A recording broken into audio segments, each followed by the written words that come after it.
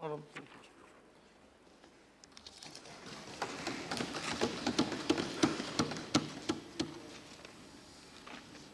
Chairman sir, Rajya Sabha और लोकसभा मिलाकर लगभग मुझे 19 वर्ष से अधिक का समय हो गया है, लगभग 20 वर्ष हमने पूरे किए। लोकसभा की भी और राज्यसभा की भी कार्रवाई कई बार मैंने हिस्सा लिया है और देखने का भी हमको अवसर मिला है, लेकिन इन 20 वर्षों के इतिहास में कभी भी जम्मू कश्मीर के संबंध में इतनी लंबी चर्चा मैंने कभी न देखी थी न कभी सुनी थी। लेकिन मेरे लिए सबसे सुखद स्थिति यह है कि चर्चा जो हुई है यह केवल स्तरीय चर्चा इसे हम नहीं कहेंगे, बल्कि उच्च स्तरीय चर्चा इस सदन में हुई है। इसलिए मैं एक बार सभी को अपनी तरफ से बधाई देना चाहता हूं। उच्च स्तरीय चर्चा हुई है, हेल्दी डेमोक्रेसी, स्वस्थ लोकतंत्र की बात की जाती है।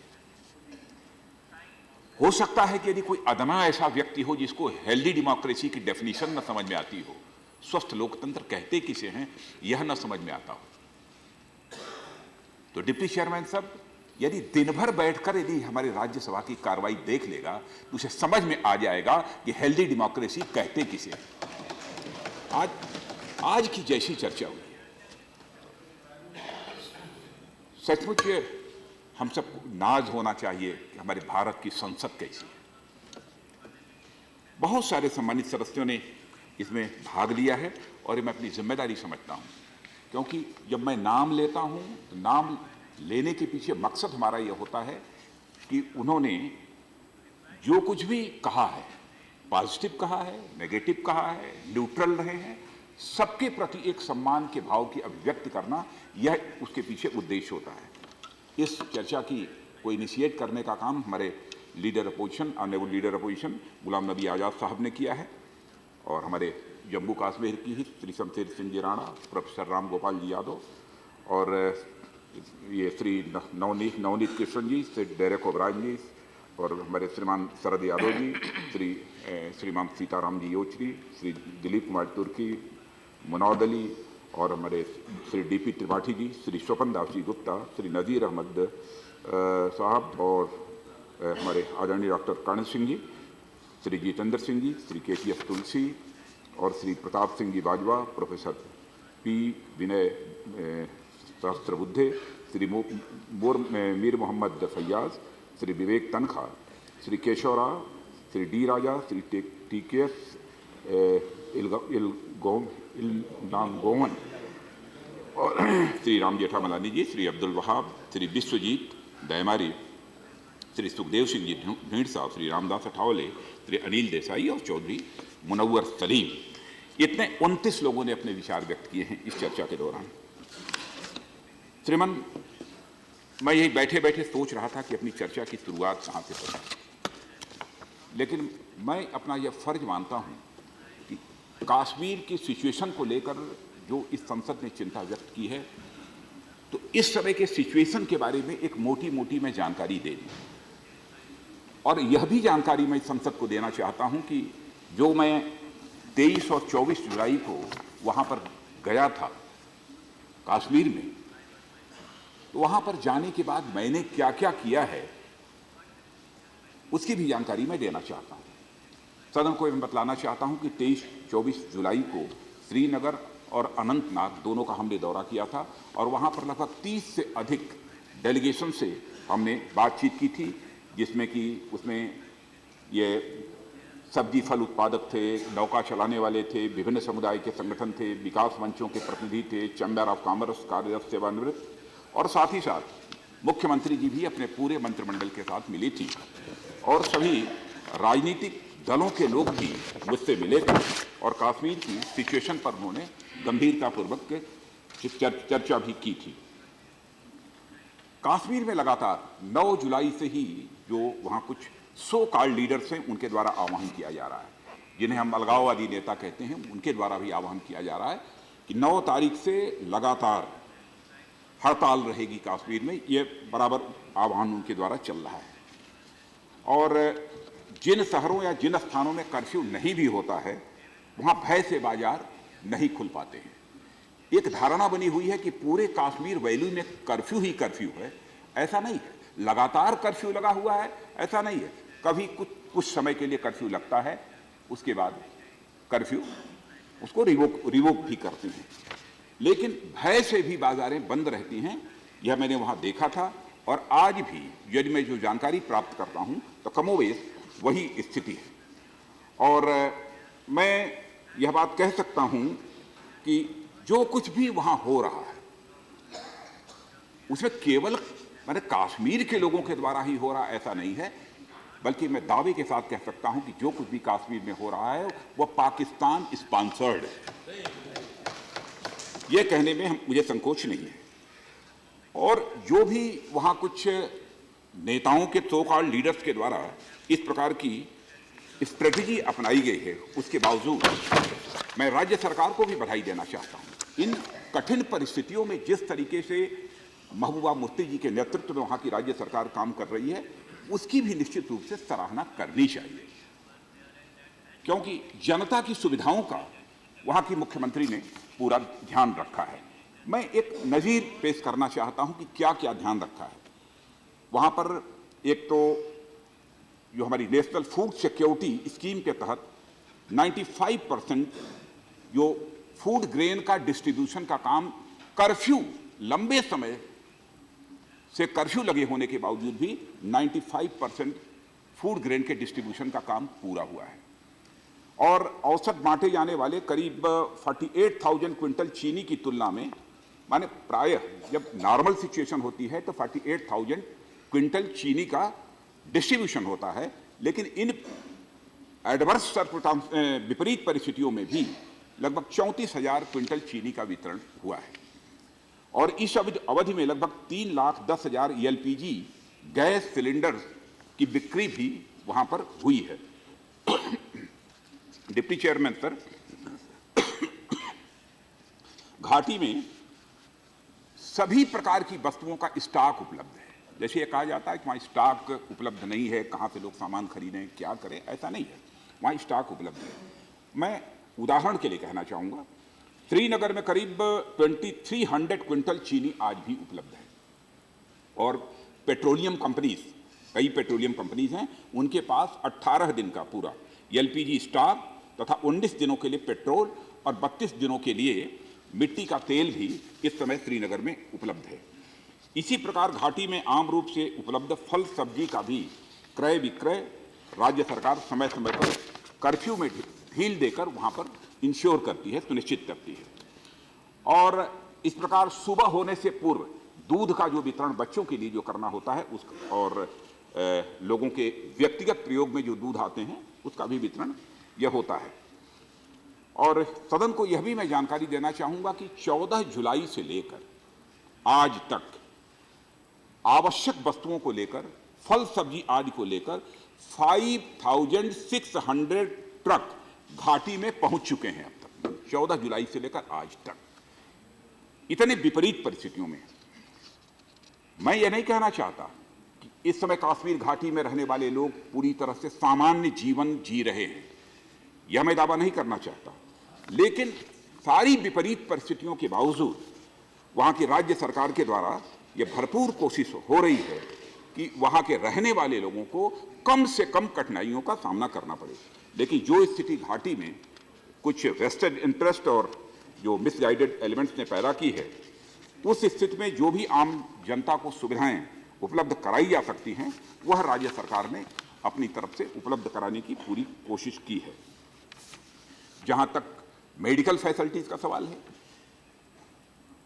कश्मीर में जो भी हिंसा हुई है, आज तक लगभग 2656 मरीज विभिन्न अस्पतालों में पहुंचे, जिनमें से 2564 को इलाज के बाद डिस्चार्ज किया जा चुका है। अब करीब 100 मरीज भर्ती हैं, जिसमें से कि 51 ऐसे हैं जिनकी आंखों में चोट आई है। दुर्भाग्यवश स्टोन पेल्टिंग से करीब 100 एम्बुलेंसेज क्षतिग्रस्त होने के बावजूद 100 एम्बुलेंसेज स्टोन पेल्टिंग के कारण पूरी तरह से डैमेज हो गई हैं। उसके बावजूद इस अवधि में 400 से अधिक एम्बुलेंसेज इस समय काम कर रही हैं। उसके बावजूद 400 से अधिक एम्बुलेंसेज काम कर रही हैं। और इसी पीरियड में लगभग 5 लाख सामान्य मरीजों का भी ओपीडी में इलाज किया गया, जिनमें से करीब 33,000 इंडोर पेशेंट्स थे। लगभग 8,000 छोटी बड़ी सर्जरी भी इसी अवधि में की गई हैं, और जहां आवश्यक हुआ है मरीजों को दिल्ली में भी इलाज हेतु लाया गया है। दिल्ली के एम्स तथा मुंबई के आदित्य ज्योति अस्पताल में आई सर्जरी करने वाले दल श्रीनगर होकर आए और उन्होंने वहां चल रहे इलाज पर संतोष व्यक्त किया है। कहा है कि श्रीनगर में जिनको स्टोन पेलेट गन के कारण जिनकी आंखों में चोट पहुंची है, उनका इलाज ठीक तरीके से चल रहा है। इस पर उन्होंने संतोष व्यक्त किया है। जहां तक नॉन लेथल वेपन का प्रश्न है, इसकी चर्चा चूंकि आज के डिस्कशन में आई है, पहली बार इसका प्रयोग हम लोगों ने नहीं किया है, इसके पहले भी इसका प्रयोग हुआ है। लेकिन यह कहकर कि पहले भी इसका प्रयोग हुआ है, हमने जो प्रयोग किया है उसको मैं जस्टिफाई नहीं करना चाहता। लेकिन हमारा कहना है कि जाकर वहां पर मैंने स्वयं सिचुएशन को रिव्यू किया है, उस समय मैंने देखा है और मैंने कहा है कि नॉन लेथल वेपन्स के दूसरे ऑप्शंस क्या हो सकते हैं, इस पर भी विचार होना चाहिए। और तुरंत मैंने आते ही एक्सपर्ट्स की एक कमेटी बना दी थी और मैंने कहा था कि 2 महीने के अंदर वह अपनी रिपोर्ट दे देंगे। कोई यह सवाल मुझसे पूछ सकता था, क्या 2 महीने तक लगातार ये पेलेट गन्स चलते ही रहेंगे? पूरी तरह से सरकार की तरफ से यह इंस्ट्रक्शन सिक्योरिटी फोर्सेस को भी मिले हुए हैं, डिप्टी चेयरमैन सर, कि जितना मैक्सिमम रिस्ट्रेंट वह होल्ड कर सकते हो उतना करें। यह हम लोगों की तरफ से निर्देश यह मिला हुआ है। सभापति महोदय, 18 जुलाई को जब इस सम्मानित सदन में इस मुद्दे पर पहले चर्चा हुई, तब उस समय एजिटेशंस की लगभग 567 घटनाएं हो चुकी थी। और उन घटनाओं में मैं 18 जुलाई के पहले की बात बतला रहा हूं, 33 सिविलियंस और 1 सिक्योरिटी फोर्स का जवान मारा गया था। 1948 सिविलियंस तथा 1739 सिक्योरिटी फोर्सेस घायल हुए थे उस समय। लेकिन उसके बाद 18 जुलाई से लेकर 8 अगस्त तक 451 घटनाएं हो चुकी हैं, जिनमें से कि 10 सिविलियंस और 1 सिक्योरिटी फोर्स के जवान की मृत्यु हुई है। कुल मिलाकर हम देखें तो सिक्योरिटी फोर्सेस के जितने जवान घायल हुए हैं उनका नंबर है 4515 और सिविलियंस जो घायल हुए हैं उनका नंबर है 3356। यह जो निर्देश सिक्योरिटी फोर्सेस के जवानों को मिला कि जितना ही संयम बरत सकते हो उतना संयम बरतें, जल्दी पेलेट गन का भी प्रयोग न करें।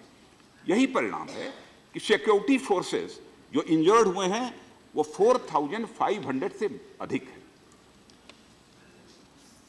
और डिप्टी चेयरमैन साहब, जहां तक हमको जो आज़ादी मिली है, हम सभी जानते हैं सर्वधर्म समभाव और इक्वलिटी फॉर ऑल के आधार पर हम लोगों ने ये अपनी आज़ादी हासिल हुई है। इन्हीं को हमारे संविधान का केंद्र बिंदु भी बनाया गया। और इस हकीकत को भी समझना चाहिए, कश्मीर में रहने वाले लोगों को भी हकीकत को समझना चाहिए कि जितना बिहार और बंगाल के लिए हम लोगों का दिल धड़कता है, जितना गुजरात और राजस्थान के लिए दिल धड़कता है हमारा, जितना उड़ीसा और असम के लिए दिल धड़कता है, उतना ही डिप्टी चेयरमैन सर सारे हिंदुस्तानियों का दिल जम्मू कश्मीर लद्दाख के लिए भी धड़कता है। इस हकीकत को समझना चाहिए, इसमें कहीं किसी को संदेह नहीं होना चाहिए। चर्चा के दौरान डिप्टी चेयरमैन सर यह भी बात आई कि प्रधानमंत्री जी बाहर क्यों बोल दिए, लोकसभा राज्यसभा में बोलना चाहिए। डिप्टी चेयरमैन सर, मैं भी गृह मंत्री हूं और कल मेरी भी संवेदनशीलता देखिए, प्रधानमंत्री जी ने मंत्री बनाया है, कुछ अधिकार मुझे भी प्रदत्त हैं, उन्हें भरोसा है, तभी ना आकर वह सब सारी बातें, ऐसा नहीं कि जो मैं बोलता हूं वह प्रधानमंत्री की मंशा के खिलाफ बोलता हूं, ऐसा नहीं है। उनके भी भाव उसी में सम्मिलित हैं। उनसे चर्चा होती है हमारी, कश्मीर की स्थिति ऐसी है, वो भी चिंता व्यक्त करते हैं इसमें क्या करना चाहिए, क्या कदम उठाने चाहिए। यह सब सारी बातचीत लगातार चलती ही है। और उन्होंने कल जिन वाक्यों का प्रयोग किया है उससे सहज रूप से ही कोई अंदाज लगा सकता है कि उनके दिल में कश्मीर को लेकर किस प्रकार के भाव हैं। जैसे यह कहना, उन्होंने सीधी सीधी बात कही है कि अटल जी ने जो मार्ग प्रशस्त किया है कश्मीर की समस्या के समाधान के लिए, हम उसी मार्ग पर आगे बढ़ेंगे। इंसानियत, जमहूरियत और कश्मीरियत। उन्होंने कहा जमहूरियत का रास्ता ही, ये जमहूरियत का रास्ता है, ये बातचीत का रास्ता है, संवाद का रास्ता है, लोकतंत्र के असूलों का रास्ता है। देश की आजादी के दीवानों ने जो ताकत हिंदुस्तान को दी, वही ताकत कश्मीर को भी दी है। जो आजादी हिंदुस्तान अनुभव करता है, वही आजादी कश्मीर को भी है। जिन नौजवानों, बच्चों के हाथों में क्रिकेट का बल्ला, वॉलीबॉल, किताब या लैपटॉप होना चाहिए, इन्हें पत्थर पकड़ा दिए गए हैं। मासूम युवाओं के हाथों में पत्थर देखकर बड़ी पीड़ा होती है। इससे कुछ लोगों की राजनीति जरूर चमक सकती है, लेकिन उन निर्दोष और भोले बच्चों का क्या होगा। कश्मीर के नौजवानों से मैं आग्रह करता हूं कि आइए मिलजुल कर एक बार फिर कश्मीर को स्वर्ग बनाएं। यह प्रधानमंत्री ने अपने भाव व्यक्त किए हैं। डिप्टी चेयरमैन सर, बातें बहुत सारी हैं। यह भी प्रश्न आए हैं यहाँ पर कि एक ऑल पार्टी मीटिंग होनी चाहिए, तो मैं सदन को यह मैं जानकारी देना चाहता हूँ कि हम लोगों ने तय किया है कि जिस दिन 12 तारीख को सदन समाप्त होगा तो 12 बजे के आसपास ऑल पार्टी मीटिंग होगी, जिसमें प्रधानमंत्री जी स्वयं मौजूद रहेंगे, उसमें रहेंगे। एक जानकारी यह भी देना चाहता हूं डिप्टी चेयरमैन सर कि वहां पर कुछ लश्करी तोयबा के मिलिटेंट्स आकर, जो हमारे सरकारी अधिकारी हैं, हमारे सुरक्षा कर्मियों के जो परिवार हैं, उनको भी धमकी देने का काम इस समय कर रहे हैं। जम्मू कश्मीर की स्थिति इस समय यह भी है। और यह बात जो चर्चा के दौरान आई अनएम्प्लॉयमेंट को लेकर, तो मैं ऐसा नहीं मानता कि जो कुछ भी कश्मीर की समस्या है वो अनएम्प्लॉयमेंट के कारण ही सब सारी की सारी वहाँ की समस्या इतनी गंभीर हुई है, इतनी क्रिटिकल हुई है। ऐसा नहीं, देश में कई राज्यों में अनएम्प्लॉयमेंट की प्रॉब्लम है। अब जैसे वेस्ट पाक रिफ्यूजीज की बात आई, वेस्ट पाक रिफ्यूजीज को तो जो सिटीजनशिप प्रॉपर मिलनी चाहिए, जो उनके लिए ज़मीन खरीदने का अधिकार मिलना चाहिए, नौकरी का अधिकार मिलना चाहिए, वो कुछ नहीं मिला है, लेकिन वो भी शांतिपूर्वक बैठे हुए हैं। इसलिए मैं ऐसा नहीं मानता कि उसके कारण कोई यह सब सारा संकट जम्मू कश्मीर में पैदा हुआ है। डिप्टी चेयरमैन सर, मैं यह भी कहना चाहूँगा कि अभी 2 हफ्ता पहले पाकिस्तान के प्रधानमंत्री नवाज शरीफ साहब ने उन्होंने एक स्टेटमेंट दिया और उन्होंने कहा कि उनको उस दिन का इंतजार है जब कश्मीर उनका होगा। मैं जानबूझकर इसका स्टेटमेंट का यहाँ पर उल्लेख कर रहा हूँ। और अभी मैं देख रहा था कि यूनाइटेड नेशंस के सेक्रेटरी जनरल को भी उन्होंने लिखा है एक पत्र इधर, और यह कहा है कि कश्मीर के मुद्दे पर प्लेबिसाइट होना चाहिए, जनमत संग्रह होना चाहिए। डिप्टी चेयरमैन सर, सदन के जो भी विचार हमने सुने हैं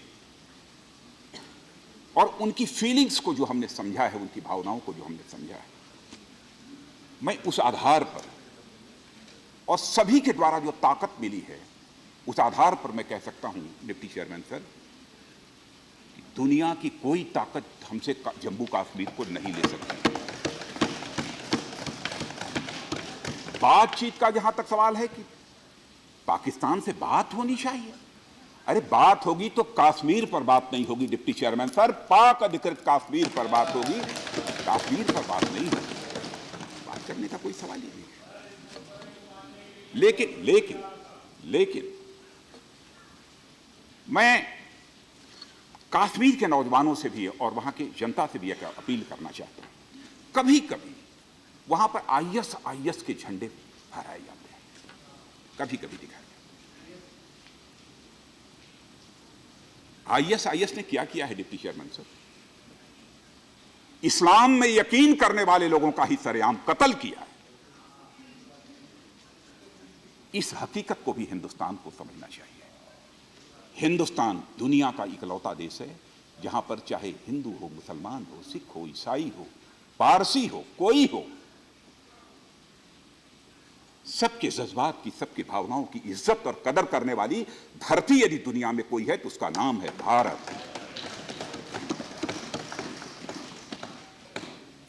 मैं अपने कश्मीर के नौजवानों से कहना चाहता हूं, इस्लाम की हिस्ट्री को उठाकर देखें। इस्लाम कभी भी इजाजत इस बात की नहीं देता है, इस्लाम कभी भी इस बात की इजाजत नहीं देता है कि किसी की गर्दन उतार लो, किसी की जिंदगी ले लो, किसी के दिल को चोट पहुंचाओ। ऐसे लोग जो झंडा फहराते हैं, मैं समझता हूं कि वो इस्लाम को बदनाम करने की कोशिश कर रहे हैं। नारा पाकिस्तान जिंदाबाद। मैं नहीं बोलना चाहता था डिप्टी चेयरमैन सर, लेकिन मैं बोल रहा हूं, भारत की धरती पर यह नहीं चलेगा। डिप्टी चेयरमैन सर, कोई बोले हमारा हिंदू धर्म बहुत अच्छा है, बेहतरीन है, इस्लाम बहुत अच्छा है, ईसाई बहुत अच्छा है, यह सब सारी चीजें हो सकती हैं, सब जिन बौद्ध, सब जो भी जैन, जो भी बोल रहा हूं, सिख, सब बोले, लेकिन कम से कम देश की धरती पर खड़े होकर देश के विरुद्ध नारेबाजी नहीं करनी चाहिए। इसलिए मैं कश्मीर के लोगों से भी विनम्रतापूर्वक अपील करना चाहता हूं, ऐसा जो करने वाले हों, ऐसी हरकत करने से उन्हें रोकें। और मैं केवल हमारी यह भावना नहीं है, जो बातें हमने संसद के सभी सम्मानित सदस्यों के द्वारा सुनी है, उसी भावना से मैं के आधार पर ही मैं कश्मीर की जनता से मैं यह अपील कर रहा हूं। और कुछ अब अधिक नहीं कहना है। जहां तक डेलीगेशन, ऑल पार्टी डेलीगेशन भेजने की बात है, तो मैं समझता हूं कि हमारे आदरणीय डॉक्टर कर्ण सिंह जी ने भी सुझाव दिया और हमारे सीताराम जी येचुरी भी कह रहे थे कि एक बार वहां पर ग्राउंड वर्क हो जाना चाहिए। तो हम देखते हैं, वहाँ के सीएम से भी बात करेंगे कि यदि डेलीगेशन जाता है कभी तो किन किन लोगों से मिलेगा, किन के साथ उसकी बातचीत होगी, या ग्राउंड वर्क के बारे में उनके साथ हम बातचीत करेंगे। वैसे हाँ, आप रहेंगे। वैसे वहाँ की सरकार ने भी कई प्रभावी कदम उठाए हैं डिप्टी चेयरमैन सर। कुछ नौजवानों के रिक्रूटमेंट का, नियुक्तियों का भी सिलसिला प्रारंभ किया है। एसपीओज के सिलेक्शन के लिए 10,000 उन्होंने पोस्ट निकाली हैं और यहाँ से सेंट्रल गवर्नमेंट से भी हम लोगों ने ऑलरेडी एक battalion central armed police force की के रिक्रूटमेंट के लिए भी जम्मू कश्मीर में वो आदेश पहले ही वो हम लोगों ने कर दिया है। नेशनल हाईवे डेवलपमेंट के प्रोजेक्ट भी काफ़ी तेज़ी के साथ वहाँ चल रहे हैं। 2 एम्स खोले गए हैं, IIM खोला गया है और साथ ही साथ स्कॉलरशिप पहले जितनी मिलती थी वहाँ के बच्चों को, उससे अधिक स्कॉलरशिप मिल रही है। हाँ, कश्मीर के बच्चों को के संबंध में यह था कि देश के दूसरे भागों में जिन भी शिक्षण संस्थाओं में वो पढ़ रहे हैं, उनकी सिक्योरिटी का जहाँ तक सवाल है, ये उनकी सिक्योरिटी का जहाँ तक सवाल है, मैं सभी राज्यों के मुख्यमंत्रियों को भी मैं एक अपनी तरफ से पत्र लिखूंगा, स्वयं में पत्र लिखूंगा और ज़रूरत हुई तो जहाँ जहाँ पर विशेष रूप से अधिक संख्या में हमारे कश्मीरी ऐसे लड़के भी पढ़ते हैं, तो वहाँ पर भी अब मैं कहूँगा कुछ ऐसा सिस्टम बनाइए ताकि वहाँ कश्मीर से जाने वाले बच्चे और वहाँ के रहने वाले बच्चे आपस में उनके रिश्ते बेहतर हों, परस्पर भाईचारे का भाव उनके अंदर पैदा हो। किसी ने पूछा था कितने स्टूडेंट्स इस समय स्कॉलरशिप मिल रही है, तो उनका नंबर है लगभग 14,500 के आसपास है और घाटी के लगभग 1,400 स्टूडेंट्स को इंजीनियरिंग, नर्सिंग और मेडिकल और होटल मैनेजमेंट और इसमें उनको एडमिशन्स मिले हुए हैं और हर अच्छे कॉलेज में 2 की जगह 10 एडमिशन दिए गए हैं। जितने भी अच्छे कॉलेजेस हैं 2 के बजाय 10 एडमिशन दिए गए हैं। और पहले केवल 250 इंजीनियरिंग के एडमिशन हुए थे, वो नंबर बढ़ गया है 1400। अब इस समय वो नंबर हो गया है। तो इतनी जानकारी देने के बाद मैं यही कहना चाहूँगा अध्यक्ष महोदया कि यही कहना चाहूँगा ये टॉक्स के बारे में, अच्छा सॉरी मॉडरेट्स के साथ और दूसरे मैं और कश्मीर में आर्मी के बारे में। जी। और यहाँ तक वैली में अमरनाथ यात्रा समाप्त होने के बाद कश्मीर आर्मी के हवाले कर दिया जाएगा तो सोचा भी नहीं जा सकता कभी। मैं समझता हूँ कि जहाँ जानबूझकर इस प्रकार की अफवाह फैलाई जा रही है, ये कभी सोचा ही नहीं जा सकता। हाँ नहीं, वो तो कुछ भी चलता है आजकल तो सोशल मीडिया, और उसमें क्या हो जाए कुछ कहा नहीं जा सकता। और जहाँ तक बातचीत का सवाल है, बातचीत आपने कहा है कि मेन स्ट्रीम पॉलिटिकल पार्टीज हैं और जो मॉडरेट्स हैं और दूसरे ऑर्गेनाइजेशंस हैं वो बातचीत करने के लिए तैयार हैं। और मैं वहाँ के मुख्यमंत्री जी से भी कहूँगा कि मैं कहूँगा किन किन लोगों से बात करना, आप भी बात शुरू करिए, हम लोग भी बात करने के लिए तैयार हैं, हम सारे लोग मिलकर बात करने को तैयार हैं। इसीलिए मैंने ऑल पार्टी डेलीगेशन की भी बात कही है, सबसे बातचीत करेंगे, उसमें कहीं कोई समस्या नहीं है। अभी डिप्टी चेयरमैन सर, आपसे भी बात हुई थी और कुछ सम्मानित सदस्यों से, हमारे डिफरेंट जो पॉलिटिकल पार्टीज़ के लीडर्स हैं उनसे भी बातचीत हुई थी।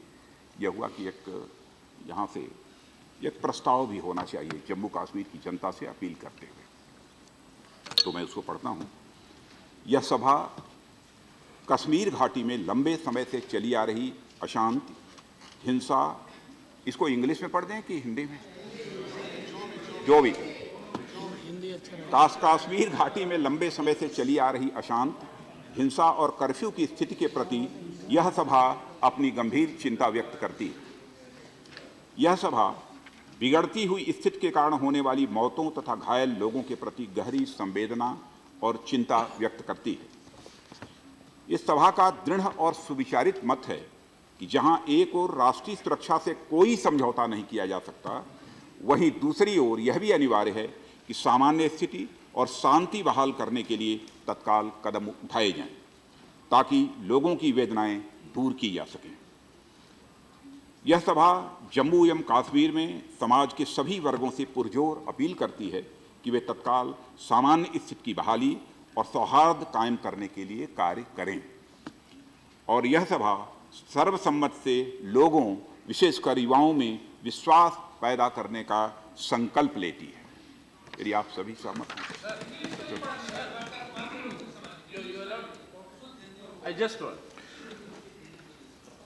आपका हो गया ना इंग्लिश में? इंग्लिश में? हाँ? I think I will. The resolution has already read. Yeah. So let me complete that process. No, before that process. Okay, then. I want to add to the resolution. Yeah, okay. Sir मेरी एक ही आपसे अनुग्रह है, आपके माध्यम Okay, okay. आपके you can माध्यम ask. से गृह मंत्री जी को, ये आपके रेजोल्यूशन जो हमने पढ़ा इसके अंदर हमें कोई आपत्ति नहीं है, लेकिन हम चाहते हैं कि एक बात इसके अंदर जोड़ा जाए अंत में। जब वहाँ पे कहा, क्योंकि मेरे पास अंग्रेजी की कॉपी है, मैं अंग्रेजी में बोल रहा हूँ, कि unanimously resolves to restore the confidence among the people in general and youth in particular through a political process या डायलॉग, आप जो भी मानेंगे, थ्रू ए डायलॉग और थ्रू ए पॉलिटिकल प्रोसेस, जो भी आप उसके लिए मानेंगे। जो आपने ये बात, ये भी कह दूं, आपने ये बात अपनी बोलते समय स्पष्ट किया, तो हम कहते हैं उसी का विवरण यहाँ पे हो, और